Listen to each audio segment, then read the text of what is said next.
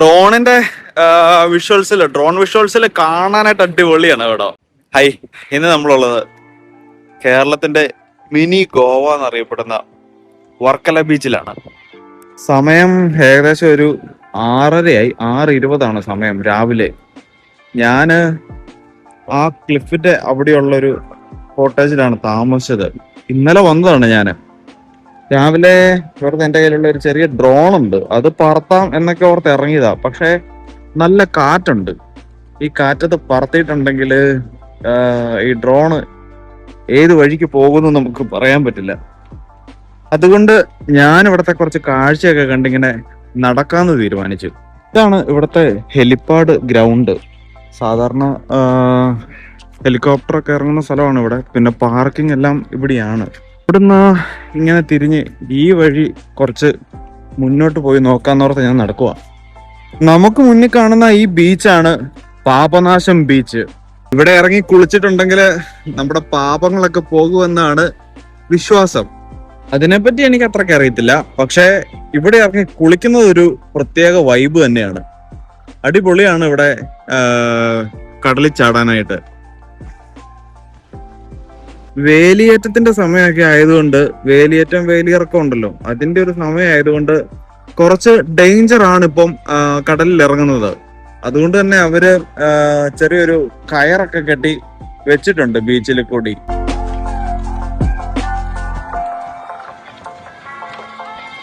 നമുക്കെന്തായാലും അവിടുന്ന് ഇതിലെ ഈ സൈഡിലോട്ടൊന്ന് പോയി നോക്കാം.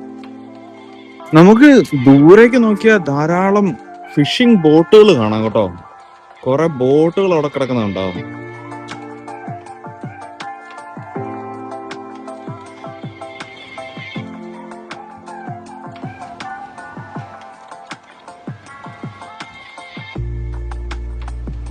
ഞാനീ പോകുന്നത് ബീച്ചിലേക്കുള്ള വഴിയാണ്. നമുക്ക് നേരെ മുമ്പിൽ ബീച്ച് കാണാം. ഈ വഴിയാണ് ഞാൻ ഇറങ്ങി വന്നത്. ഈ ബീച്ചിന്റെ മുന്നിൽ ധാരാളം ഹോട്ടലുകളും ചെറിയ റെസ്റ്റോറൻറ്റുകളും കഫേയും അങ്ങനെ ധാരാളം ഷോപ്പുകളെല്ലാം ഉണ്ട് കേട്ടോ. ചെറുതായിട്ട് മഴ തൂളാൻ തുടങ്ങിയതുകൊണ്ട് ഞാൻ ബീച്ചിന്റെ അവിടെ നിന്ന് കയറി മുകളിലേക്ക് പോന്നു. ഈ ഒരു ഏരിയ ആണ് വർക്കല ബീച്ചിന്റെ മെയിൻ ഹൈലൈറ്റ്. ഈ ക്ലിഫിന്റെ സൈഡിലുള്ള ഈ ഷോപ്പുകൾ, ധാരാളം റെസ്റ്റോറൻറ്റുകളും ബാറും കഫേ അങ്ങനെല്ലാം ആണിത്. നല്ല റേറ്റ് ആണ്, പക്ഷെ എന്നാലും ഈ ഒരു വൈബിന് പറ്റിയ അന്തരീക്ഷമാണ് ഇവിടെ നിന്നെല്ലാം നമുക്ക് കാണാൻ പറ്റുന്നത്. ടൂറിസ്റ്റ് സ്പോട്ടാണല്ലോ, സോ സ്വാഭാവികമായിട്ടും നല്ല റേറ്റ് ഉണ്ടാവും. ടാറ്റു സ്റ്റുഡിയോസ് ഒക്കെ ഉണ്ട് കേട്ടോ ഇതിലെ. ഞാൻ പറഞ്ഞ പോലെ സമയം രാവിലെ 6:30 കഴിഞ്ഞതേ ഉള്ളൂ രാവിലെ. അതുകൊണ്ട് തന്നെ ഒന്നും തുറന്നിട്ടില്ല, എല്ലാം ക്ലോസ്ഡ് ആണ്. ഇവിടുത്തെ മെയിൻ വൈബ് എന്ന് പറഞ്ഞത് വൈകിട്ടാണ്, സന്ധ്യയോട് കൂടിയാണ്. വൈകിട്ട് ഒരു 6 മണിയോട് കൂടിയാണ് ഇവിടുത്തെ ഒരു മെയിൻ കാഴ്ചകൾ കാണേണ്ടത്. നൈറ്റ് ലൈഫാണ് ഇവിടെ അടിപൊളി. ചെറുതായിട്ട് മഴ തൂളുന്നുണ്ട്. അത് പിന്നെ ഈ ജൂൺ മാസത്തിൽ എന്തായാലും മഴ ഉണ്ടാകുമല്ലോ. അതൊക്കെ പോട്ടെ. എന്തായാലും ഇവിടുത്തെ ഇവിടെ നിന്നുള്ളൊരു വ്യൂ ഉണ്ട്, അടിപൊളിയാണ് കടലിന്റെ.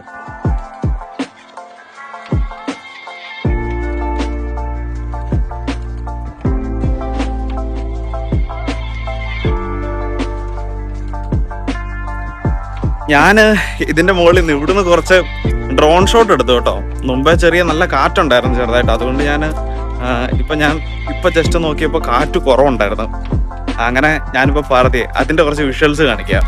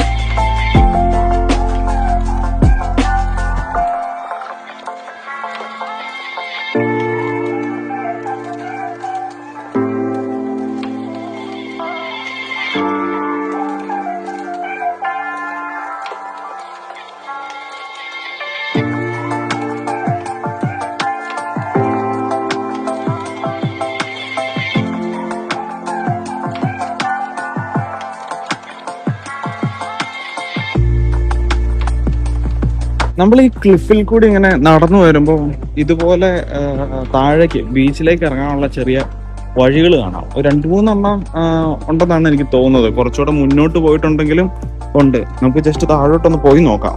ഇതിലെ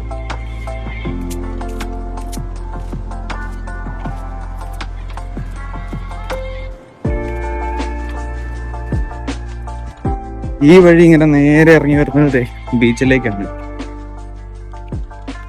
ഇത്രയും ഭംഗിയുള്ള ഈ ബീച്ചിന്റെ ഏറ്റവും മോശം അവസ്ഥ എന്ന് പറയുന്നത് ഈ വേസ്റ്റ് ഒക്കെ തന്നെയാണ്. നമ്മുടെ ആളുകള് എല്ലാരും വേസ്റ്റ് ഒക്കെ കൊണ്ട് ചുമ്മാ വലിച്ചെറിഞ്ഞിട്ട് പോവുകയാണല്ലോ.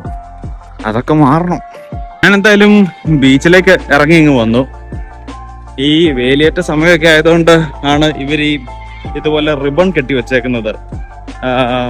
രാവിലെ ആയതുകൊണ്ട് അത്ര തിരക്കില്ല, പക്ഷെ വൈകിട്ട് അത്യാവശ്യം നല്ല ക്രൗഡഡ് ആയിരിക്കും ഇവിടെ. അതുകൊണ്ടാണ് കടലിലേക്ക് ഇറങ്ങുന്നത് ഒന്ന് റെസ്ട്രിക്ട് ചെയ്തേക്കുന്നതാണ് അവര്. രാവിലെ അത്ര കുഴപ്പമില്ലെന്ന് തോന്നുന്നു കേട്ടോ, തിര കുറവാണെന്ന് തോന്നുന്നു. ആളുകളൊക്കെ ഇറങ്ങുന്നുണ്ട് എന്തായാലും.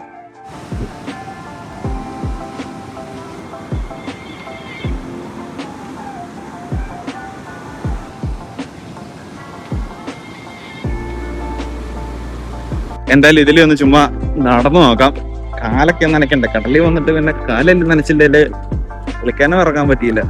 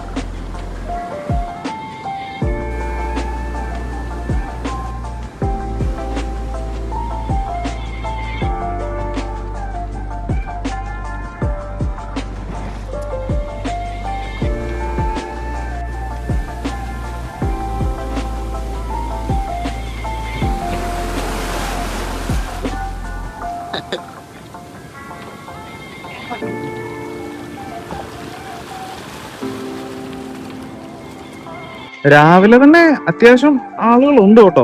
കുറച്ചങ്ങ് ദൂരെ അങ്ങോട്ട് ചെല്ലുവാണെങ്കിൽ അവിടെയൊക്കെ അത്യാവശ്യം ക്രൗഡഡ് ആണ്. എന്തായാലും ഇതൊരു ചെറിയ വീഡിയോ ആയിരുന്നു. ഞാൻ പതിയെ തിരിച്ചു കയറി പോവാണ്. അപ്പോ മറ്റൊരു വീഡിയോ ആയിട്ട് വീണ്ടും കാണാം.